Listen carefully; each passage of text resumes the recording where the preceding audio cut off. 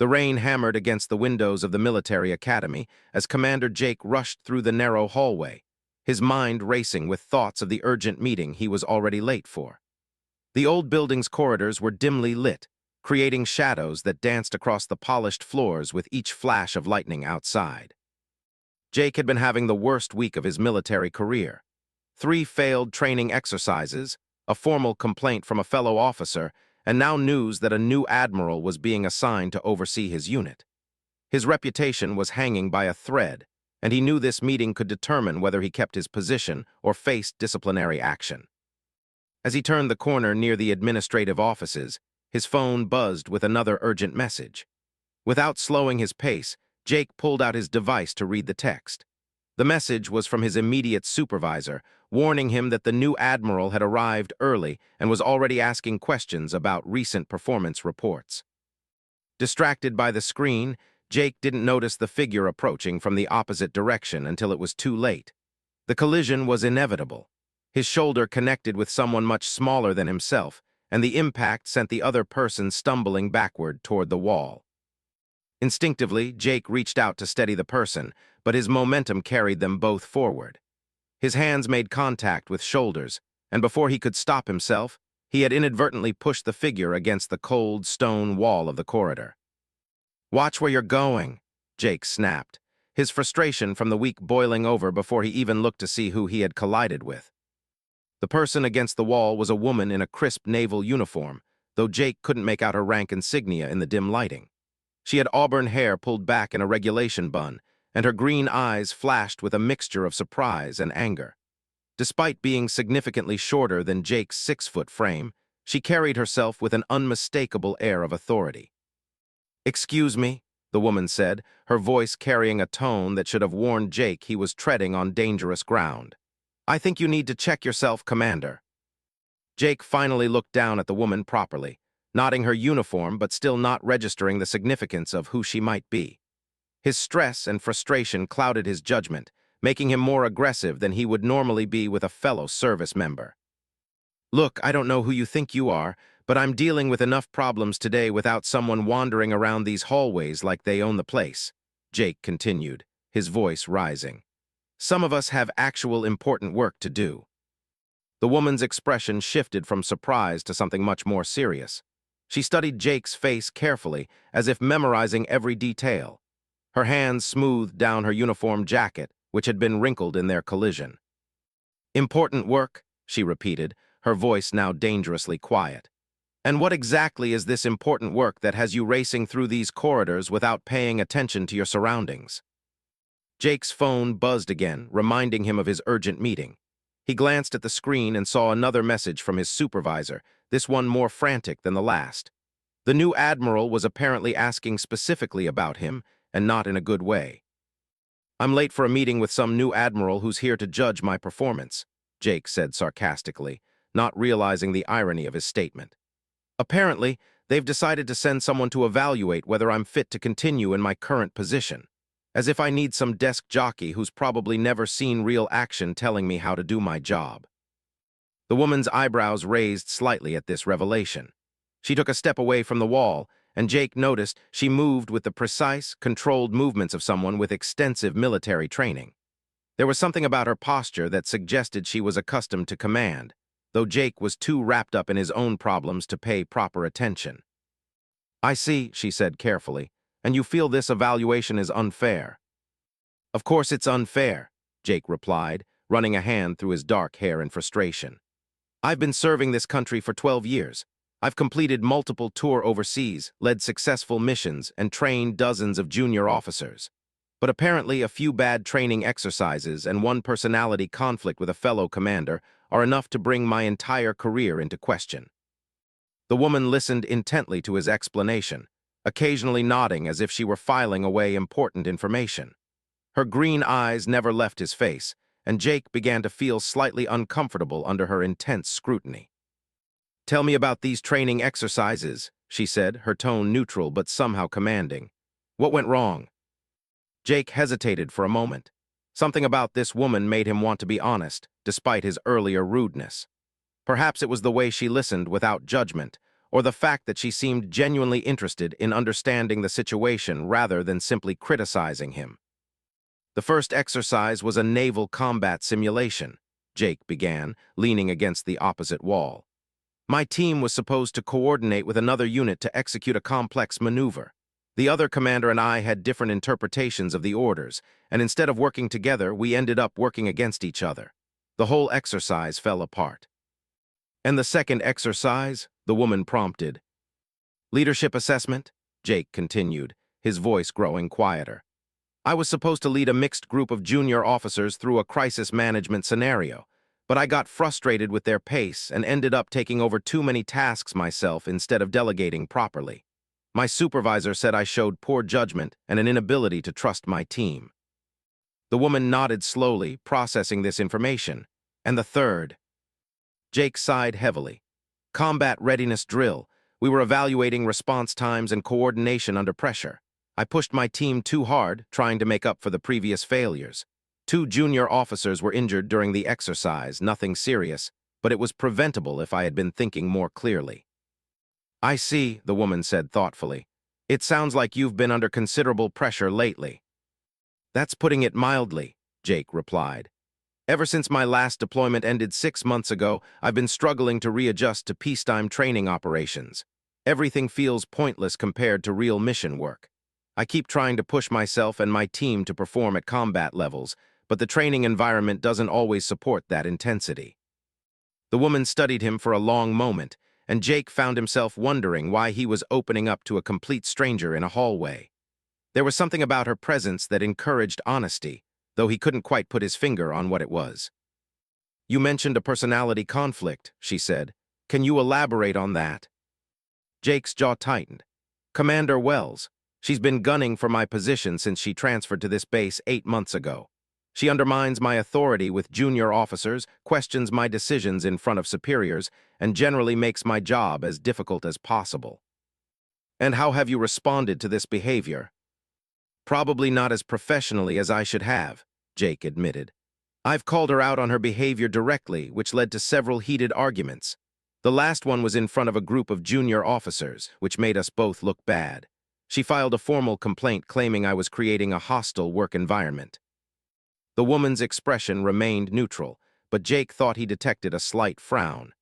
Have you considered that Commander Wells might have legitimate concerns about your leadership style? Of course I have, Jake said, though his tone suggested he hadn't given it much serious thought. But she's never offered constructive criticism or tried to work with me to address any issues.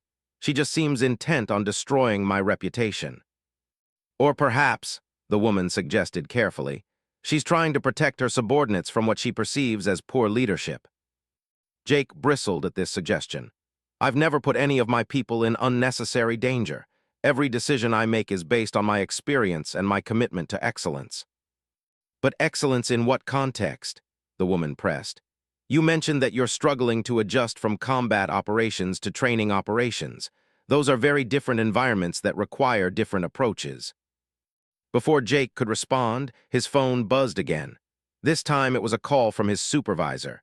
Jake glanced at the screen and felt his stomach drop. He was now 20 minutes late for the meeting, and there would be consequences for keeping an admiral waiting. I have to take this, Jake said, answering the phone. Here. The voice on the other end was sharp and urgent. Commander, where the hell are you? Admiral has been waiting for 20 minutes and she's not happy. Get to conference room B immediately. Yes, sir, I'm on my way, Jake replied, ending the call quickly. He looked at the woman, who had been quietly listening to his side of the conversation. I have to go, Jake said. This meeting could determine my entire future in the Navy. Thanks for listening, I guess. I don't know why I told you all that.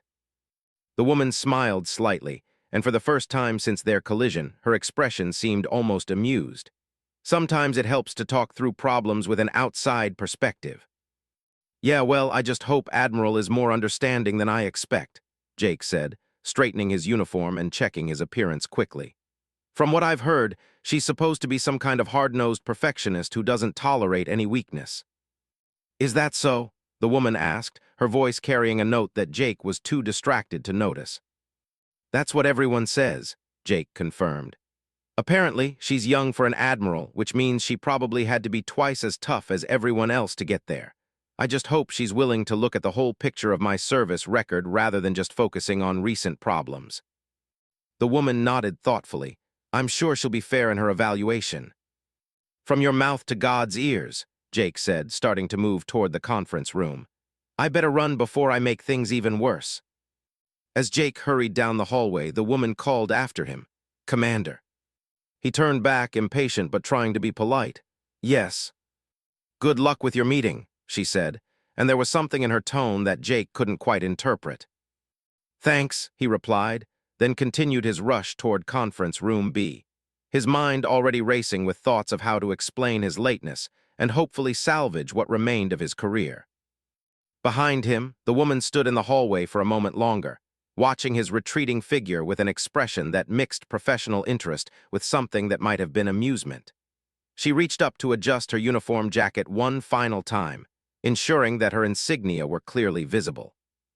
Then with calm, measured steps, she began walking in the same direction Jake had gone, toward Conference Room B. Jake burst through the doors of Conference Room B with barely controlled panic, his chest heaving from the sprint through the academy's winding corridors. The room fell silent as every head turned toward him, and he immediately felt the weight of disapproval from the assembled officers. His supervisor, Captain, sat at the far end of the polished oak table, his face a mask of barely contained anger. Commander, Captain said through gritted teeth, how good of you to finally join us. Jake straightened to attention, his heart pounding as he tried to catch his breath. My sincere apologies, sir. I was delayed by an unexpected situation in the corridor. An unexpected situation, repeated, his voice dripping with sarcasm. How fascinating. Well, don't just stand there looking like a deer in headlights. Come in and take a seat.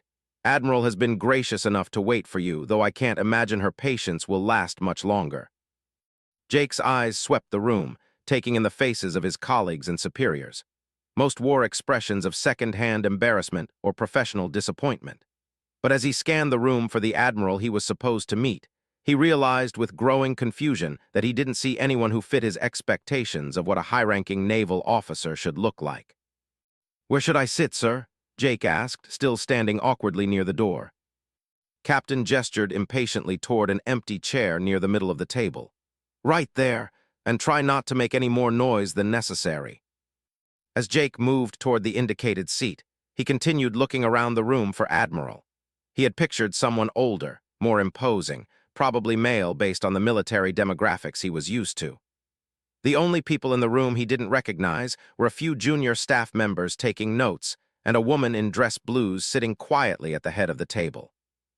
Jake froze halfway to his chair as his eyes fell on the woman at the head of the table. Auburn hair in a regulation bun, green eyes that seemed to see everything. The same crisp naval uniform he had seen in the hallway, but now he could clearly see the insignia that he had missed in the dim lighting earlier.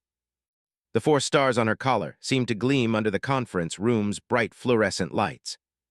Admiral, the woman he had shoved against the wall, the woman he had lectured about wandering the hallways, the woman he had complained to about having to meet with some desk jockey who had probably never seen real action. Jake's face went white, then red, then white again as the full magnitude of his situation crashed over him. His legs felt weak, and for a moment he thought he might actually faint. The room seemed to spin slightly as he gripped the back of the chair he was supposed to sit in. Admiral's expression was perfectly neutral, but Jake caught the slightest hint of what might have been amusement in her green eyes. She had known exactly who he was during their entire conversation in the hallway. She had let him complain about her, criticize her, and reveal his deepest professional insecurities without saying a word about her identity. Commander, Admiral said, her voice carrying the same tone she had used in the hallway, though now it seemed to command the attention of everyone in the room. Please have a seat. We have quite a bit to discuss. Jake's mouth opened and closed several times, but no sound came out. He felt like he was drowning in his own stupidity. Every word he had spoken in the hallway came rushing back to him, each memory more mortifying than the last. Is there a problem, Commander? Admiral asked, and now there was definitely amusement in her voice. You look like you've seen a ghost. Jake started, then stopped. He looked around the room and realized that everyone was staring at him with varying degrees of confusion and irritation. They had no idea what had transpired in the hallway, but his obvious distress was making an already bad situation worse. "No, ma'am," Jake finally managed to say. "No problem." He sat down heavily in his chair, his mind racing to figure out how to handle this impossible situation. Should he acknowledge their earlier meeting? Should he pretend it never happened? Should he immediately apologize for his behavior? Every option seemed likely to make things worse. Admiral opened a manila folder in front of her and began reading from what Jake assumed was his personnel file. "Commander, I've been reviewing your service record, and it makes for interesting reading." Jake's hands were sweating as he gripped the edge of the table. He had no idea where this was going, but he suspected it wasn't going to be pleasant. 12 years of service, Admiral continued. Multiple commendations for bravery under fire, outstanding marks in leadership training, successful completion of advanced tactical courses, 3 overseas deployments with exemplary performance reviews. Jake blinked in surprise. These were all positive aspects of his record, not the failures he had been expecting her to focus on. "However," Admiral continued, and Jake's heart sank, "your recent performance has been concerning. 3 failed training exercises in the past 2 months, a formal complaint from a fellow officer, reports of decreased morale among your subordinates." She looked up from the file and made direct eye contact with Jake. "What's your explanation for this decline in performance, Commander?" Jake's throat felt dry. How was he supposed to answer this question when he had already spilled his entire emotional state to her in the hallway? She knew exactly what his problems were, probably better than he did himself. "Ma'am," Jake began carefully, "I believe I've been struggling with the transition from active deployment to training operations. The change in pace and focus has been more challenging than I anticipated." "Elaborate," Admiral said simply. Jake took a deep breath, acutely aware that everyone in the room was hanging on his every word. "During my last deployment, every decision had immediate life-or-death consequences. The intensity was constant, and success was measured in clear, concrete terms. Training operations feel abstract by comparison, and I've been having difficulty adjusting my leadership style to match the different environment." Admiral nodded slightly. "And how has this affected your relationship with your subordinates?" "I think I've been pushing them too hard," Jake admitted. "I've been expecting them to perform at combat readiness levels during routine training, which isn't fair or practical. My frustration with the pace has probably made me a less effective leader than I should be." "What about your conflict with Commander Wells?" Jake's jaw tightened involuntarily. Even hearing her name made him tense. "Commander Wells and I have fundamentally different approaches to leadership. Our disagreements have become personal, which has been unprofessional on my part." "Tell me about your approach to leadership," Admiral said, leaning back in her chair. Jake considered his answer carefully. He had the strange feeling that this conversation was somehow familiar, as if he had already discussed these topics recently. Of course, he realized with a fresh wave of embarrassment, he had discussed them at length in the hallway with the very person now questioning him. "I believe in leading by example," Jake said. "I push myself harder than I push anyone else, and I expect excellence in everything we do. I don't accept excuses or half measures." "And you think this approach has been effective?" "It was effective during combat operations," Jake replied honestly. "But I'm beginning to think it might not be the best approach for training environments." Admiral made a note in her file. "What makes you think that?" "Because training is about learning and improvement, not just performance," Jake said, the realization forming as he spoke. "During combat, everyone already knows their job and we're executing under pressure. During training, people are still developing skills and building confidence. My approach might be counterproductive in that environment." "Interesting," Admiral said. "How do you think you should modify your leadership style for training operations?" Jake thought about this for several moments. "I think I need to focus more on development and less on immediate results. Instead of pushing for combat-level performance right away, I should be creating an environment where people can make mistakes and learn from them without fear of criticism." "And how would you handle disagreements with fellow officers in the future?" "More professionally," Jake said immediately. "Personal conflicts shouldn't be aired in front of subordinates, and I should focus on finding common ground rather than defending my position at all costs." Admiral closed the file and looked directly at Jake. "Commander, I want to share something with you." Before this meeting, I had already formed certain impressions about your case based on the reports I received. I was prepared to recommend significant disciplinary action, possibly including removal from your current position. Jake's heart sank. This was exactly what he had been afraid of. However, Admiral continued, recent events have given me additional insight into your character and your potential for growth. Jake looked at her with confusion. What recent events could she possibly be referring to? Sometimes, Admiral said, her eyes twinkling slightly, the most revealing conversations happen in unexpected places. The meaning of her words hit Jake like a physical blow. She was referring to their hallway encounter.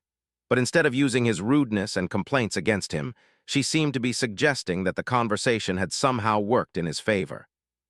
In that conversation, Admiral continued, I saw someone who was frustrated and struggling, but also someone who was capable of honest self-reflection when given the opportunity. Someone who could acknowledge his mistakes and think critically about how to improve. Jake stared at her in amazement. She had turned his moment of greatest professional humiliation into something positive. Therefore, Admiral said, instead of disciplinary action, I'm recommending a different course of action. You will be enrolled in an advanced leadership development program specifically designed for officers transitioning from combat to training roles. You will also be assigned a mentor who has successfully made this transition. Relief flooded through Jake's body, but Admiral wasn't finished. Additionally, you will be given a new assignment that will test your ability to apply what you learn.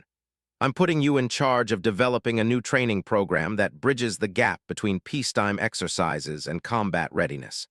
It will require you to work closely with other officers, including Commander Wells, to create something innovative and effective.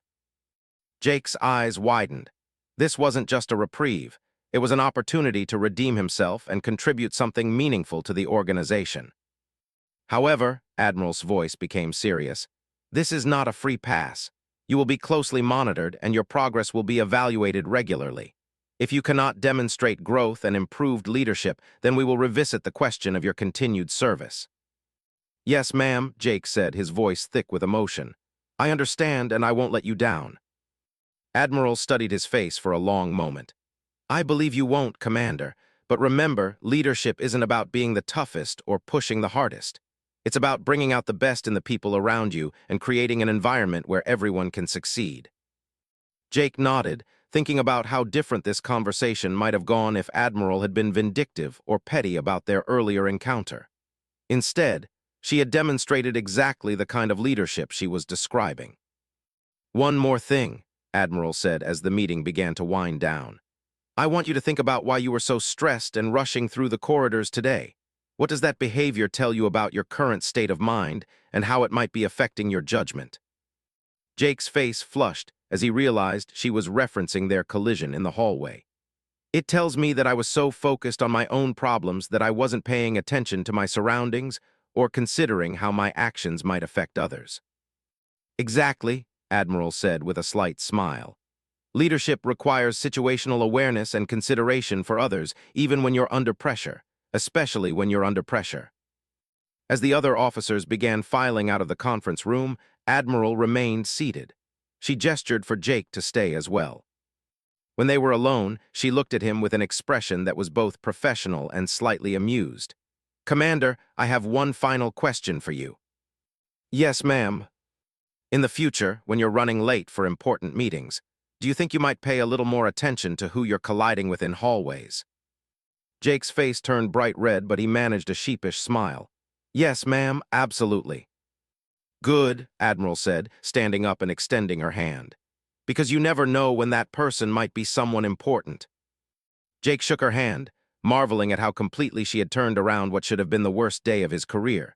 3 months later, Jake stood in the same conference room where his life had nearly fallen apart, but this time the atmosphere was completely different. The long oak table was covered with blueprints, training manuals, and laptop computers displaying complex tactical scenarios. Officers from various departments were engaged in animated discussions about the innovative training program that had emerged from what everyone now called the Initiative.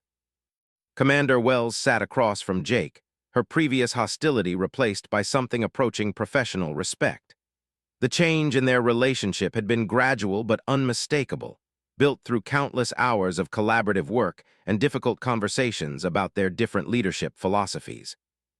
The simulation results from last week's exercise are impressive, Wells said, sliding a tablet across the table to Jake. The new integrated approach increased tactical efficiency by 37% compared to traditional training methods. Jake examined the data, still amazed by how well their combined efforts had worked. The key was your suggestion about incorporating stress inoculation techniques. I never would have thought of that approach.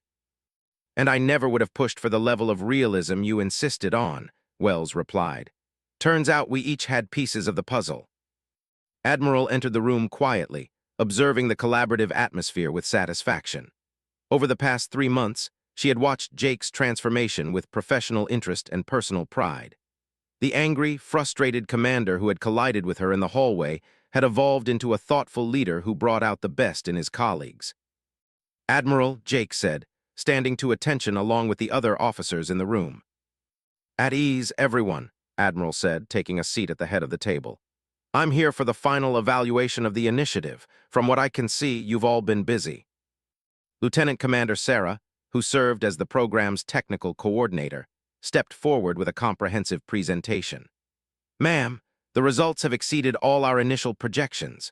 We've successfully integrated combat realism with developmental learning objectives, creating training scenarios that prepare officers for real-world situations while still allowing room for growth and learning.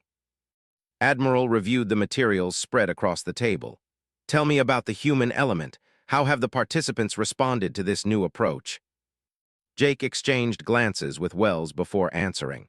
Initially, there was resistance from both directions. Officers who were used to traditional training thought we were making things unnecessarily complicated.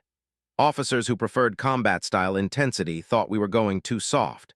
But once they experienced the integrated approach, the feedback became overwhelmingly positive. The key breakthrough, Wells added, came when we realized that effective training needs to challenge people just beyond their current capabilities without overwhelming them. It's about finding that sweet spot where growth happens. Admiral nodded approvingly. And how has this affected unit cohesion and performance? Dramatically improved, Lieutenant Commander reported. We've seen decreased stress-related incidents, improved cooperation between different units, and better retention of training objectives. Most importantly, officers report feeling more confident about their ability to handle real-world situations. Jake reflected on his own journey over the past 3 months. The Advanced Leadership Development Program had been challenging, forcing him to examine his assumptions about command and effectiveness. His mentor, Captain, had helped him understand that true strength came from empowering others rather than simply demanding excellence. Commander, Admiral said, I'd like to hear your personal assessment of this experience. How has it changed your approach to leadership? Jake considered his response carefully. Ma'am, I've learned that leadership isn't about being the strongest person in the room or having all the answers. It's about creating an environment where everyone can contribute their best efforts and learn from both successes and failures. Can you give me a specific example of how this philosophy has changed your behavior? Yesterday, during a complex training scenario, one of my junior officers made a tactical error that could have compromised the entire exercise, Jake said. 6 months ago, I would have immediately corrected the mistake and taken over the operation myself. Instead, I paused the exercise, brought the team together, and we analyzed what went wrong as a group. The officer who made the mistake was able to explain his reasoning. We identified the gap in his training, and the whole team learned something valuable. Wells smiled slightly. I observed that exercise. The learning outcome was far superior to what would have happened with the old approach. What about your relationship with Commander Wells? Admiral asked directly. I understand there were significant conflicts previously. Jake and Wells looked at each other, and Jake was surprised to realize that what had once been mutual antagonism had evolved into genuine professional partnership. We still have different perspectives on many issues, Jake said honestly, but I've learned to see those differences as strengths rather than obstacles. Commander Wells challenges me to think more carefully about the human impact of my decisions, while I hope I've helped her appreciate the importance of maintaining high standards. The conflict was partly my fault, Wells admitted.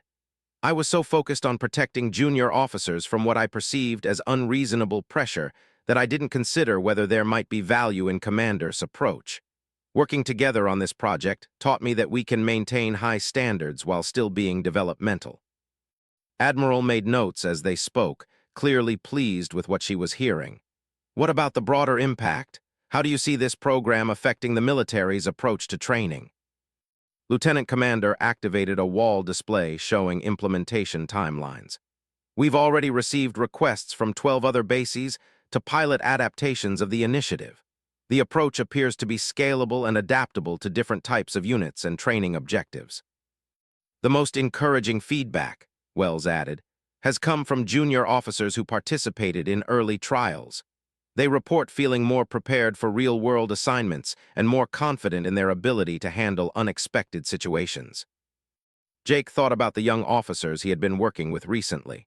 I've noticed that they're more willing to take initiative and make decisions when they know they won't be punished for honest mistakes.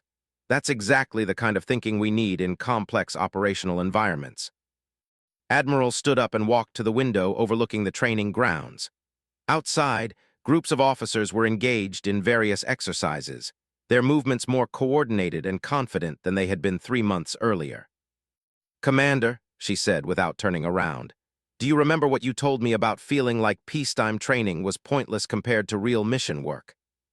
Jake felt a flush of embarrassment at the memory. "Yes, ma'am, I was wrong about that." "Were you?" Admiral turned to face him. "Or were you identifying a real problem with how we were approaching training?" Jake considered this perspective. "I think I was identifying a real problem, but my proposed solution was wrong. The problem wasn't that training was inherently pointless, but that it wasn't effectively bridging the gap between classroom learning and operational reality." "Exactly," Admiral said. "Sometimes the most valuable insights come from people who are frustrated with the status, even if they don't initially know how to articulate solutions." She returned to the table and opened a new folder. "Which brings me to my next announcement. The initiative has been approved for full implementation across the Pacific Fleet. Commander, you're being promoted to captain and assigned to oversee the program's expansion." Jake's mouth fell open. A promotion was the last thing he had expected when this process began. "Furthermore," Admiral continued, "Commander Wells will be promoted to captain as well and will serve as your deputy. Lieutenant Commander will be promoted to commander and will head the technical development team."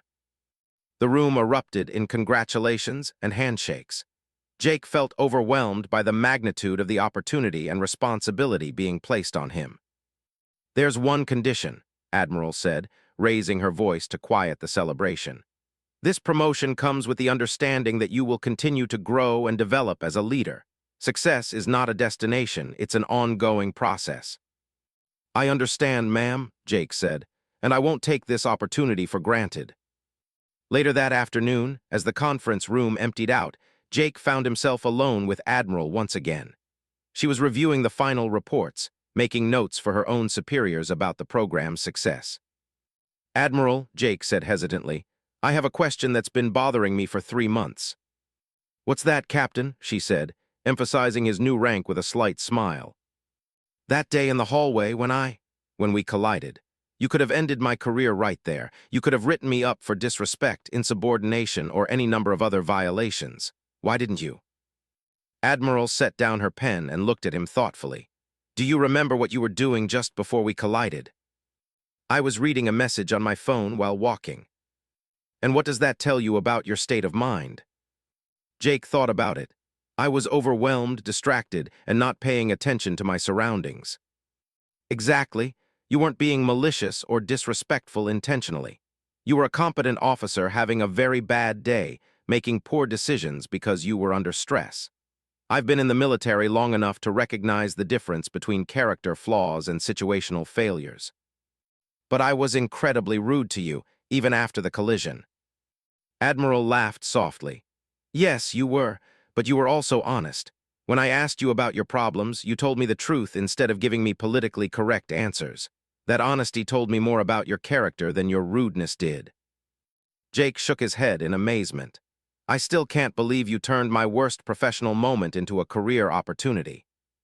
"That's because you're thinking about it wrong. Admiral said. "I didn't turn your worst moment into an opportunity. You did that yourself through your subsequent actions. All I did was give you a chance to show who you really are when you're not overwhelmed and frustrated." She gathered her papers and stood to leave. "Remember that lesson, Captain. Sometimes the best thing you can do for someone is give them an opportunity to surprise themselves."